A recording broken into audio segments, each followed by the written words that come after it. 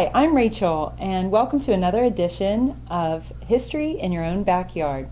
I'm here today at Tufts Schildmeyer Family Funeral Home in Loveland, Ohio, and I am here with Terry Schildmeyer. Hi, Terry. How are you doing? Good, Rachel. How are you today? I'm fine, thank you. Great. So tell me a little bit about the history of this building. Well, this building was built in the mid-1800s, and it was built as a private residence for a riverboat captain on the Ohio River. And the building itself still has a lot of history left in it. Over the years, we've done a lot of architectural changes for the actual funeral home operations, but we still retained a lot of the architectural values from the way it existed in the mid-1800s. So tell me about what is still here from the original. Great, yeah. Well, is one example that we're close by is the mantelpiece that is right behind us. This mantelpiece was all solid ebony, and it was on the riverboat, the Guiding Star, which took passengers from Cincinnati to New Orleans, and was operational here for many, many years. And you have, there's a picture of this ship, right? We do. We have a picture, a sketch drawing of the ship that we were able to come up with in our 150th anniversary celebration. What else is architecturally still intact here in this building? Well, this building itself, the main structure of the building exists as it exists today, outside of maybe some walls opened up. It was a three-story building.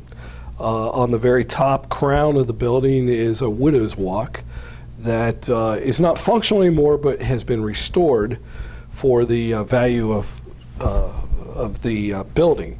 And that was always featured on a lot of the river boats that you would find that operated on the rivers, inland waters. And also, we have the portholes in the roof system in the upper levels of the building that would be symbolic of a riverboat as well. We also have a lot of wood. In the early days of riverboats, there was a lot of mahogany and heavy woods used, and our three-story banister system, spiral staircases are all made of the same material, as well as the hardwood floors that exist in the building itself. Nice. So tell me a little bit about the business that you have now. You said it's fifth generation, correct? Right, we're actually sixth. So our sixth generation, we're owned and operated by the same family that started this in 1840. And our family has still evolved into this. We still have generations coming. And currently, this year in 2015, we are celebrating our 175th anniversary. Wow. Which makes us the oldest family-owned funeral home in the entire state of Ohio. Impressive. That's awesome. Yeah, it's a great feat. So, Terry, do you know anything about the family who had the riverboat? Absolutely. What we do know from the Loveland Historical Society here in Loveland to past property deeds and records, there was a lot of footprints left by that family, and that family was the Hegler family, and the builder of this property was Captain John Hegler, who owned the Guiding Star riverboat and built this building as a summer residence. And he has left along the way pieces of that boat here in our community.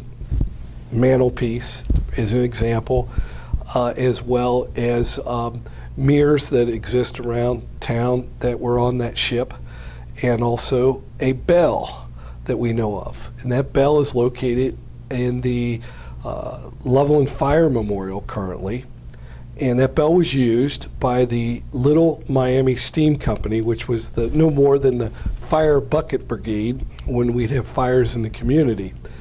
And they would ring the bell that came off of that boat in order to call all available men to bring their buckets and come fight a fire. So there's some really neat stuff that still exists around town. That's really awesome. Mm-hmm. Is there so how did you evolve into the funeral profession? That's Rachel, it's a very interesting, a lot of history filled there. Our family, as I stated earlier, began this vocation in 1840. It was actually started in a small crossroads north of here called Maineville, Ohio, which where we were established at. And Maineville, Ohio was settled by our family, the Tufts family.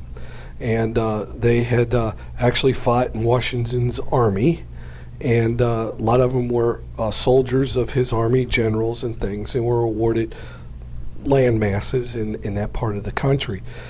But it wasn't until Seth Tufts, my great-great-great-grandfather, was an inventor and also a cabinet maker and a carriage builder. And he invented the folding chair in Maineville, Ohio. And during the epidemics that they had early on in the 1800s, the village people would come to him and ask him to build coffins.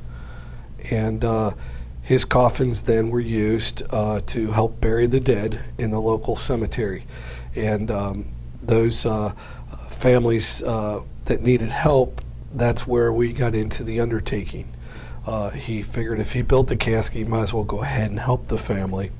So there's a long, long history, deep history, rooted in the funeral profession from our family. Wow. They were early pioneers of it.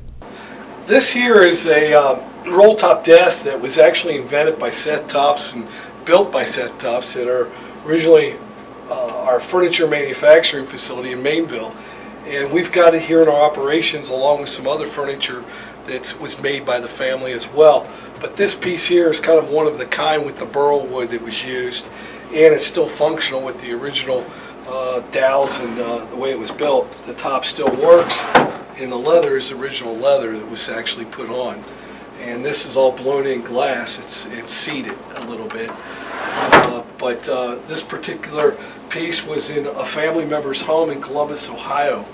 And it was transported up there by train, and then my brother Larry and myself and my nephew Larry Jr. had to hire a company to get it back down here. So we put this back in our funeral homes approximately about 2013. But this was built around 1840, 1838 at our furniture manufacturing shop in Maineville.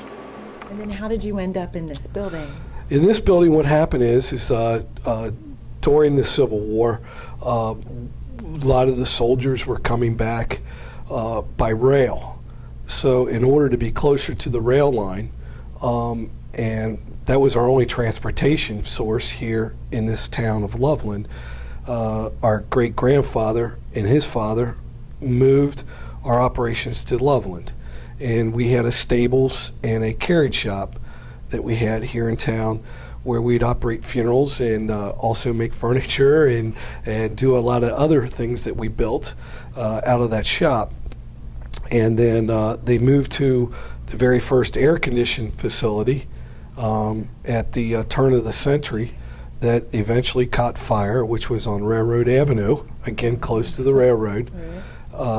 And they would be able to get soldiers to where they needed to go and back to the final resting spot. But after that building caught fire, our grandfather had to make a decision. So that's when he approached the family here that had this property that had wasn't able to maintain it. So that's when this building was purchased, and it was purchased and it's been here ever since. And what year was that? That was approximately around 1919 that occurred. Okay. It was sometime during that period of time. We may not have been until 1920, but it was definitely in the late around 1919. Is there anything else that you'd like to add? A lot of our history that we still have in this in the funeral profession exists today. We've got a lot of the replicates of the patents that Seth developed that are on display here in our own personal museum, as well as some of the caskets that he designed and built that we still have on display. And this year, in the celebration of our 175th, our Carriage horse-draws are going to be here for the parades. So that'll be kind of neat. Oh, that's awesome. When are the parades? Those are going to be on the 4th of July. Oh, great. That's great. Well, thank you so much, Terry, for coming out and meeting me today. I appreciate your time. You're very welcome, Rachel. Thank you for coming out. It's been a nice visit with us today. Thank you. And thank you for watching another edition of History in Your Own Backyard. Remember, Travel slowly and stop often.